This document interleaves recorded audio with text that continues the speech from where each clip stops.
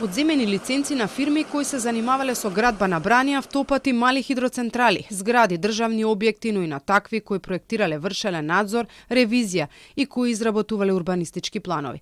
Транспорт направиле контроли кај над 640 лиценцирани правни лица. Ке 15% од нив е забележано дека престанале да ги исполнуваат законските услови за работа. Меѓу нив има и познати имиња. Министерот Николовски вети дека идната недела јавно ќе ги објави. На 13 фирми кои што се занимаваат со градежништво и имаат право да градат брани, автопати, далноводи, државни објекти, министерства, влада и така натака, им е одземена лиценцата и не смеат веќе да градат.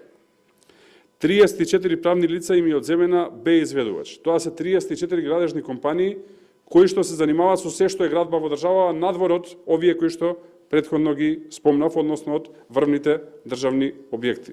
И за мене ова е најосетливо и ќе излеземе и со имиња следен пат, само да завршиме постапка.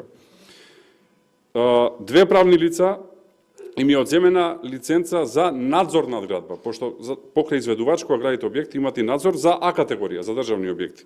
6 правни лица надзор за градба на Б категорија, тоа е се останато.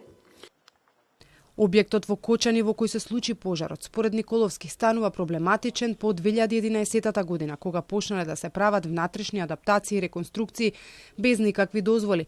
Приватна фирма ставила и печат и потпис дека се исполнуваат минимално пропишаните технички услови. За добивање на лиценца пак од Министерство за економија, освен барање, плюс се доставуваат и други документи.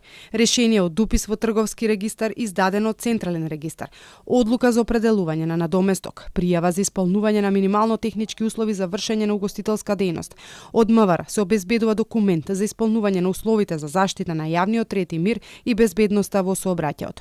Ова значи дека во процесот вклучени се повеќе институции: општината, државен пазарен инспекторат, Централен регистар, Министерството за внатрешни, за економија. Сите овие документи се прибавуваат од страна на Министерството за економија по службена должност, а подносителот поднесува изјава дека под материјална, морална и кривична одговорност тврди дека истите се исправни. По мене законов не е добар и мора да се смени. Николовски не откри колку закони треба да се променат, но рече дека контролите ќе бидат заострени и ќе мора да се прават на секој 6 месеци.